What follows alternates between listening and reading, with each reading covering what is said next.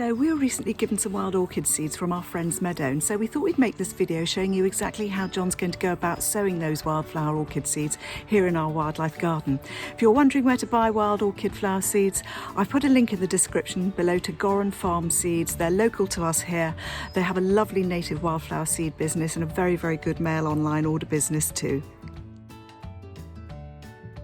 Welcome to John Horsey Horticulture. John's been teaching horticulture professionally for over 30 years now, and on this channel we're hoping to help you develop your gardening skills.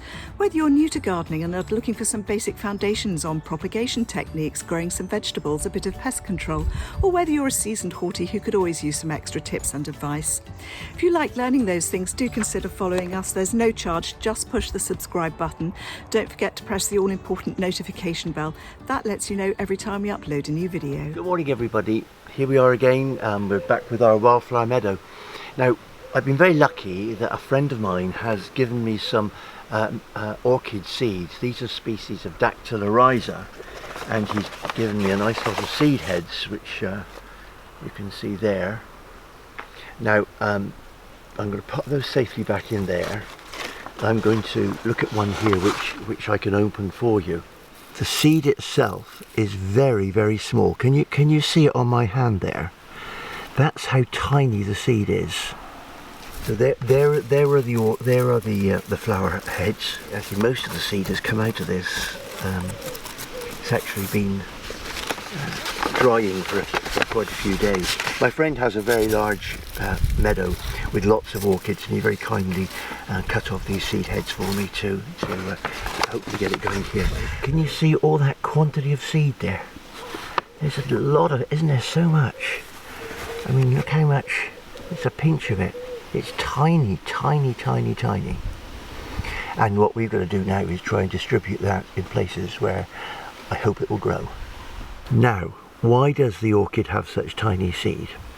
Well, it's all to do with its way of distributing and spreading itself around. Conventional seed is much bigger. If you think of the pea and the beans, they have large fleshy cotyledons, we call them, which feed the germinating seed. These little things are just embryos. There's hardly any nutrients with them at all. So what they have to do, they have to hope that they're going to land in the right place where they can work with a mycorrhizal fungus. Now, we've always known that some plants, especially conifers and orchids, work with mycorrhizal fungus. Mycorrhizal fungus are spread throughout the ground. They're underground. There's a lot more fungus in the ground than we think there ever was. And the way that these orchids work is that they work with this fungus. The fungus provides it with food, and the orchid gives the fungus somewhere to live. And that's the sort of relationship.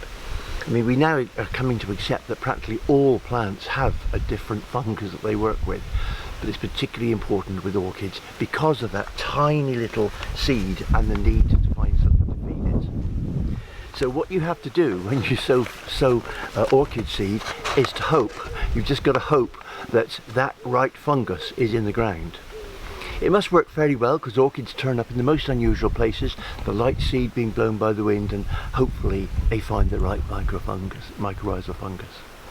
What I'm going to do here is first of all sort out this little seed, and I'm going to try sowing it in places where I know I have a few orchids.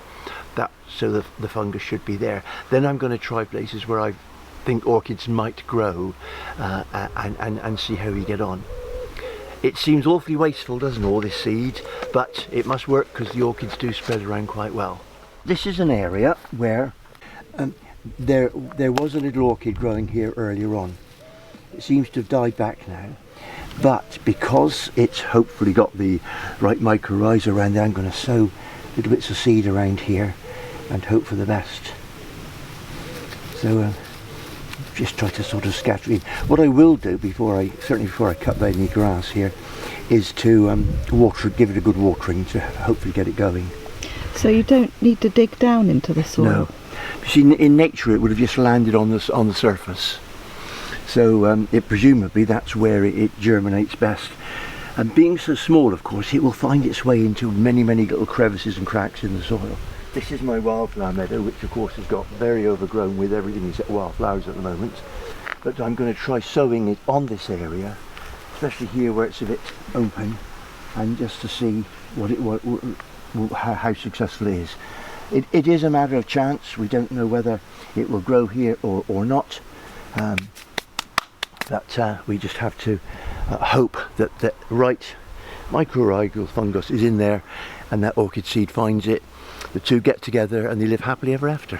Right, I mean this area of the previous people had it as a very tidy lawn. We let it get a bit longer, and you can see the I only cut it occasionally, so we get some wildflowers. But it is an open area. The dog needs an open area. But I have in the past had a few orchids come up here, so I'm going to try some of the seed around this area and just see, but it's only a matter of chance to whether it will come. It's almost impossible to put this stuff to try to get an even germination, so I'm just leaving it to sort of scatter itself, really. Let it blow itself to the right place. I can see it going in the wind there, just all over the place. So it is a matter of chance, but you'll see. I'll have to keep a close eye on this next year when I'm cutting the lawn, to make sure that any little babies are safeguarded. So you can try it really wherever you like. I'm going to put a little bit at the front. I've never seen orchids there, but who knows, the mycorrhiza might be there. And orchids do tend to turn up in the most unusual places. When I worked for Yeovil College, we had one turn up in the middle of Yeovil College in the lawn, and we protected it and left it. It grew, it never came up again, but you know, that seed must have, if we think the nearest colony of orchids, wild orchids, would have been 2 or 3 miles away, so it must have blown in the wind. And what I didn't mention earlier on is that obviously that seed is fairly fresh, and I think it's better to sow it as soon as you can, before in case it gets into any sort of dormancy. Wouldn't imagine it would do, because being just an embryo, it'll probably just want to get going as quickly as possible. And it doesn't hurt to sow it soon, but it's certainly not going to go not going to go off if you sow it soon, and better chance of it getting established quicker. It'll be a couple of years before they get to flowering size, and it's just a matter of chance. So we've got plenty of seeds, so let's see how we get on. Well, we do hope that gave you inspiration on sowing wild orchid seeds. If you enjoyed that and would like to follow us, do push the subscribe button. There's no charge. Ding the all-important notification bell. That lets you know every time we upload a new video. In the meantime, thank you so much for joining us here in Somerset. We've really enjoyed having you. Until next time.